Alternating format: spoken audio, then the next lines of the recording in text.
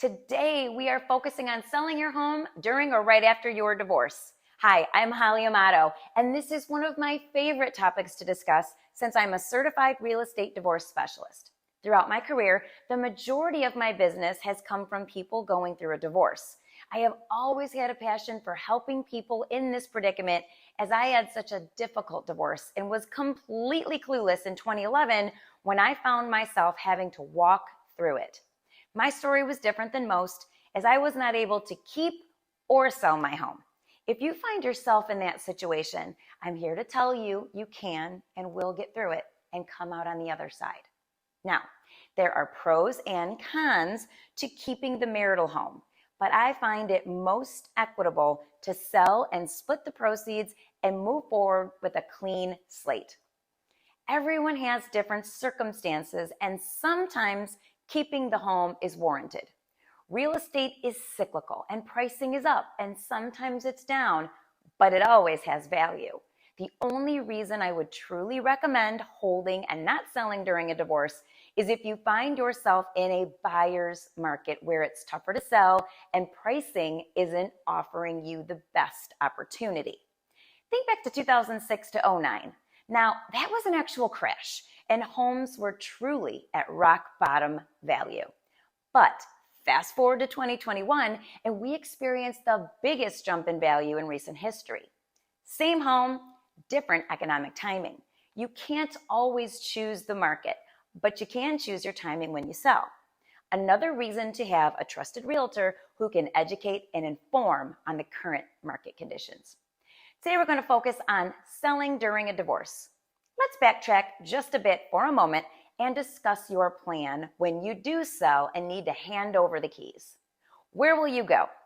Living with family for a short period of time, renting while you decide where you want to go, or until the market shifts in your favor so that you can get a home in your current situation? Or have you obtained a pre-approval letter from your trusted lender which clearly shows what you can afford to buy? We don't want to put the cart before the horse, and we don't want to see you homeless.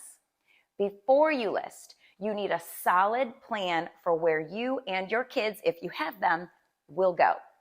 Your realtor will sit down with both you and your spouse or ex-spouse and discuss comparable sales in your area to determine a solid listing price. He or she should be able to advise where you want to list to achieve top dollar for your home without listing outside what we call the sell zone.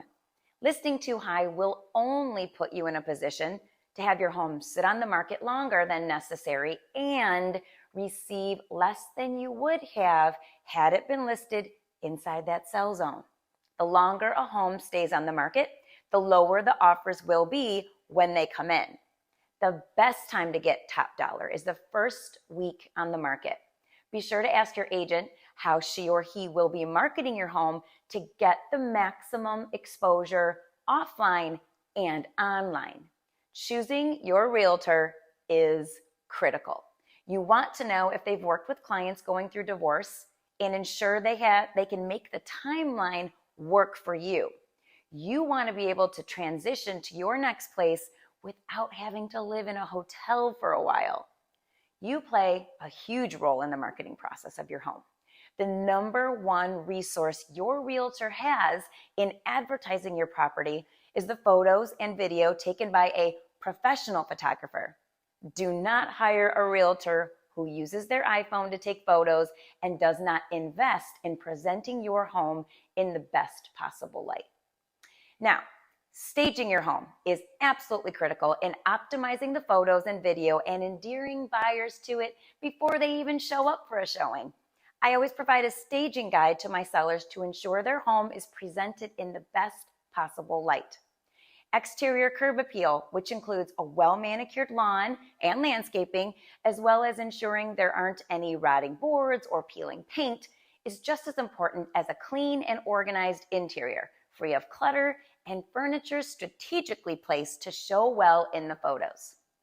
A general rule of thumb is to stand in the corner of a room and look across to the other side and remove anything that obstructs the view and causes your eye to focus on that rather than the open space available. It takes some work to get your home staged and photo ready, but the investment you make will pay you back. It's a fact that homes staged properly sell at a higher level. Now, in a divorce situation, you are looking for top dollar since you will likely be using the funds from the sale as part of a down payment on your new place or just to start your new life.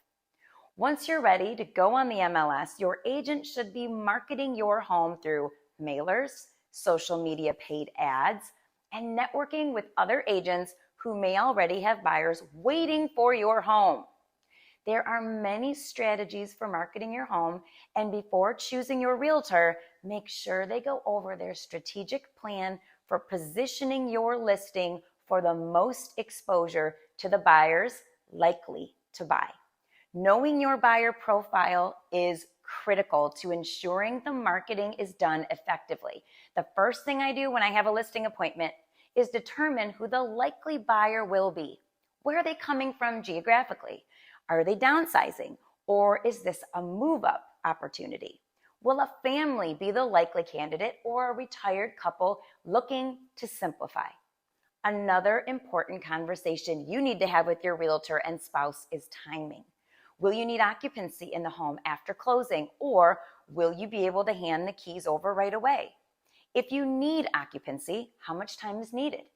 If your buyer is not paying cash and will be financing the purchase, the closing documents clearly state they must take occupancy within 90 days of closing.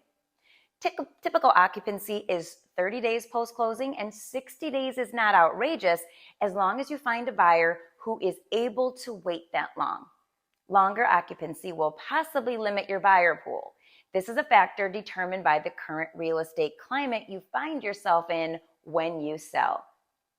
You need to create a timeline for the sale of your marital home to the move of your next place. I would like to offer you a free online copy of my book, Best-Selling Options in a Divorce, so that you can read everything you need to know. It's an excellent resource to selling your home and ensuring you are maximizing your profit margin. Regardless if you're looking forward to the finalization of the divorce or not, you are on the trajectory to creating the life you want and deserve. Finding your new sanctuary is going to be a huge step in that direction. And when you are properly equipped for success, it's that new beginning that you're craving and dreaming about. You are meant to thrive, and divorce is no small thing, but you can and will find your way to the other side. It has been my pleasure to speak to you today, and I've created a coaching platform dedicated to helping people move through the biggest aspects of divorce when you are experiencing that change. Until next time, I'm Holly Amato, real estate divorce specialist. And like I always say, it's more than just a move.